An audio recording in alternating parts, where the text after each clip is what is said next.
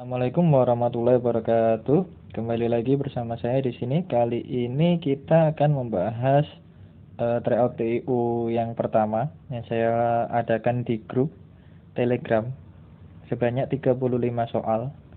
Langsung saja kita mulai ke pembahasan soal nomor 1. Oke, soal nomor 1. Soalnya gini. Zuriyah itu sinonimnya apa? Nah, ini cara ngawurnya gini. Bapak, kakek, induk, dan ibu itu kan sama-sama di atas ya. Maksudnya di atas itu di silsilahnya itu dia sebagai puncak keturunan, ya kan? Nah, zuriyah itu adalah keturunan atau cucunya. Kalau disamakan dengan induk berarti dia benihnya. Berarti zuriyah itu adalah benih, gitu ya. Nah, soal nomor 2, zatua. Zatua, kata-kata tua. Kata tua itu berarti dia seperti kakek, nenek, gitu ya. Ada kata tua. Za. Berarti lawannya itu adalah cucu. Nah, seperti yang di nomor 1 tadi, bahwa lawannya zatua itu adalah zuriyah. Kenapa? Karena dia keturunannya. Gitu ya. Jadi kalau ada induknya berarti ada keturunannya. Gitu ya. Langsung ke nomor 3. Oke, nomor 3, Lingala dan Kongo itu hubungannya itu adalah Lingala itu adalah bahasa yang digunakan di Kongo. Bahasa di Kongo. Entah itu dia bahasa nasionalnya atau bahasa daerahnya gitu ya. Yang penting dia bahasa di Kongo. Nah, Goniandi itu adalah bahasa dari suku aborigin. Nah, suku aborigin ada di mana? Ada di Australia. Gitu ya. Kita lanjut. Oke, soal nomor 4, soal tentang logika matematika. Jadi Dayana pergi ke pasar atau mall atau hotel. Jadi kalau di logikanya di P atau Q atau R. Nah, Dayana tidak pergi ke mall berarti tidak Q. Nah, ini kesimpulannya adalah P atau R. Ini adalah salah satu argumen valid yang cara pembuktiannya nanti pakai tabel kebenaran gitu ya. Itu di luar dari modus tolen, modus ponen ataupun silogisme. Jadi ini adalah bentuk yang lain gitu ya. Caranya ngecek itu nanti pakai tabel kebenaran. Nah, berarti yang P atau R berarti dia ke pasar atau ke hotel. Berarti jawabannya yang C. Oke, kita lanjut.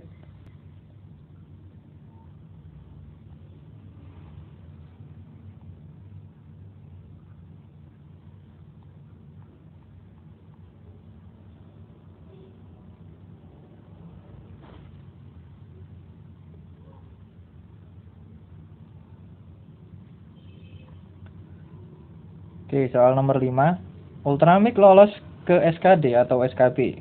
Jadi P atau Q. Nah, lalu Ultramik lolos SKB berarti P maka R. Lalu yang ketiga Q maka R.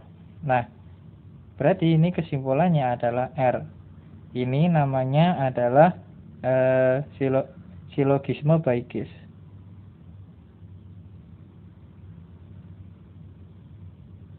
Atau dibagi per kasus. Jadi Ultramik lolos SKD atau SKB. Nah, jika Ultramik lolos SKD maka ia jadi PNS. Jika lolos SKB, jadi kesimpulannya itu adalah Ultramik jadi PNS. Berarti yang A. Gitu ya. Kita lanjut. Nah, kita ke nomor 6. Nomor 6 itu perhatikan dari sini yang kotak itu dari pojok gini ke sana, lalu ke sini, lalu ke sini, berarti nanti ke sini. Nah, setelah itu berarti nanti dia kotaknya ada di sini. Nah, yang kotaknya ada di pojok sini itu kalau enggak D, A, ya E. Berarti B sama C kita coret. Oke. Perhatikan titiknya. dari pojok kiri, tengah, pojok kanan, lalu tengah, pojok kiri. Berarti nanti kembali ke tengah. Nah, kembali ke tengah, lalu ke pojok kanan. Nah, yang pojok kanan itu kalau enggak D ya E, berarti yang A bukan. Ya. Berarti kita lihat tanda caploknya itu. Tanda caploknya bergeser dari sini ke sini. Nah, dari sini nanti ke sini. Berarti nanti ada tanda caploknya ya. Tanda caploknya itu dia berputar 180 derajat, 90 derajat ini. 90 derajat searah jarum jam. Berarti nanti dia dari tengah sini ke tengah sini lalu ke sini. Berarti yang di sini. Yang di sini berarti hanya yang E. Berarti jawabannya yang E.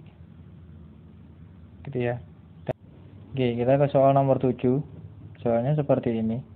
Jadi ini ada kotak ya. Cuma nggak kelihatan itu. Nah, jadi yang di dalam segitiga, yang di tengah segi 4, yang di dalam segitiganya kebalik.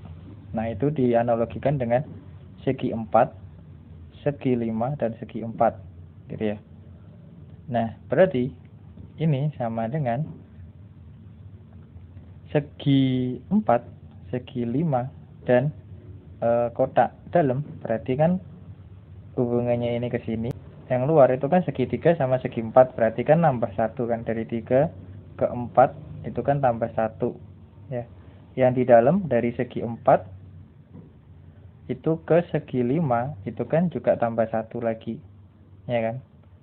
Nah, berarti yang ini dari yang luar segi 4, berarti nanti yang luar sini jadi 4 tambah 1 itu kan 5, berarti nanti segi 5. Yang segi 5 itu kalau enggak C, D ya E, berarti A sama B salah ya.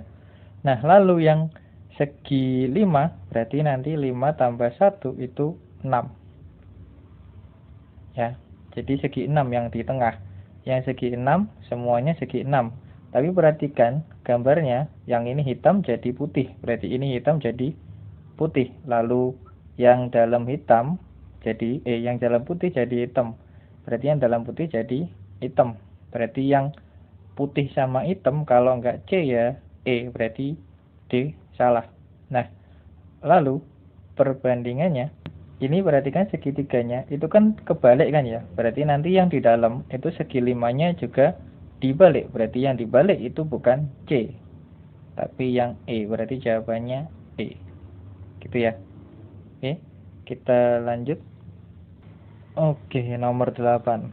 Nomor 8, suatu paving berbentuk segi 6 beraturan, bagian dalamnya juga berbentuk segi 6.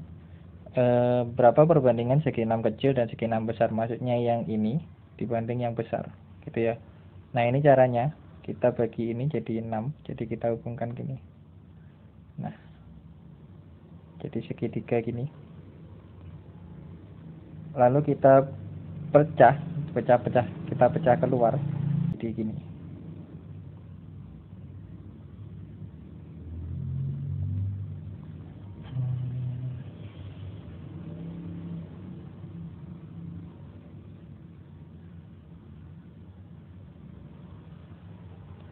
Gini ya jadinya ya. Jadi ini segi 6 yang dalam, ya ini segi 6 yang luar. Karena dia segi 6, maka segitiganya ini adalah segitiga sama sisi, berarti ini sudutnya 60. Jadi ini sama sisinya. Nah, kalau sama berarti ini kita bagi gini. Jadi nanti ya, kita punya daerah yang sama itu ada berapa? 1, 2, 3, 4, 5, 6. Kan 6, berarti yang kecil itu kan yang ini yang kecil. Berarti 2/6. Jadi 2/6-nya yang besar. Nah, berarti perbandingannya yang segi 6 besar dibanding segi 6 kecil itu adalah 3/1. Nah, karena yang ditanyakan kecil banding besar berarti 1/3. Berarti yang B. Gitu ya caranya. Kita lanjut. Oke, ini kurang garis gini ya. Nah. Oke, soalnya nomor 9 gini. Cilok mempunyai 7 saudara. Nah, lalu jadi bersama Cilok berarti dia ada 8 saudara ya. Berarti total saudara, jadi totalnya ada 8. Karena Cilok ditambah 7 saudara yang lain itu 8. Nah, suatu ketika mereka berunding membagi warisan tanah yang ditinggalkan oleh orang tua mereka. Setelah berunding mencapai mufakat, mereka membagi tanah berbentuk persegi panjang seperti gambar di bawah, dan Cilok mendapatkan bagian yang berwarna abu-abu. Berapa luas tanah warisan yang Cilok miliki dalam are, ya. Nah, ini konsepnya seperti ini. Konsepnya, kalau kita punya persegi panjang, lalu ada segitiga yang mempunyai tinggi sama dengan panjang atau lebar dan alasnya sama, berarti luas segitiganya itu sama dengan setengahnya persegi panjang. Itu konsep awalnya. Nah, berarti luas segitiga 1 itu sama dengan segitiga 2 ditambah segitiga 3. Paham ya sampai sini ya? Nah, berarti misalkan ini X, kita misalkan X. Kan tadi kita punya segitiga 1 itu sama dengan segitiga 2 ditambah segitiga 3. Segitiga 1 kan cuma ada 1, X sama 30, berarti 1 tambah X tambah 30. Nah, itu sama dengan yang segitiga yang ini, langsung kita jumlahkan ya, berarti 30 tambah 12 itu adalah 42. Tambah 4 tambah 26 itu adalah 30. Berarti X sama dengan 72 dikurangi 31, berarti ada 41 R. Berarti jawabannya yang D. Jadi konsepnya ini ya. Bisa dipahami? Kita lanjut ke soal berikutnya. Oke, soal nomor 10. Ini soal barisan, tapi cuma pola, cuma dia dibentuk gambar. Jadi kita harus mencari gimana caranya dapat X. Berarti tujuannya itu yang tengah, 17. 17 itu didapat dari mana? Nah, itu kita cari. Ini gambar 1, gambar 2, gambar 3 ya. Kita cari dulu polanya gambar 1. Yang atas itu adalah 64 ditambah 17 dibagi 9. Itu berarti 81/9, itu sama dengan 9.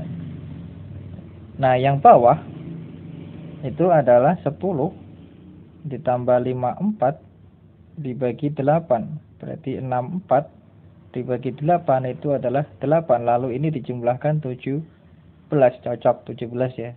Gambar 2 gimana? Gambar 2 juga sama polanya, berarti ini ditambah ini dibagi yang sini, lalu ini tambah ini dibagi ini. Jadi itu 25 dibagi 5 itu sama dengan 5. Yang bawah itu adalah 72 dibagi 12 itu adalah 6. Nah, kalau dijumlahkan itu kan 11, cocok 11. Berarti polanya seperti itu. Nah, untuk yang ketiga bagaimana X-nya berarti?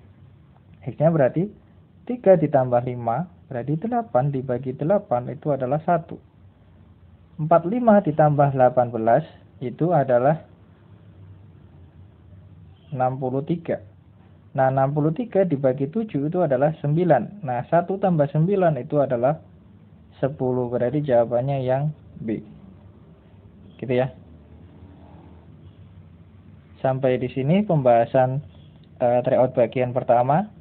Kita lanjutkan ke pembahasan tryout bagian kedua nanti. Ada kurang lebihnya saya mohon maaf. Assalamualaikum warahmatullahi wabarakatuh.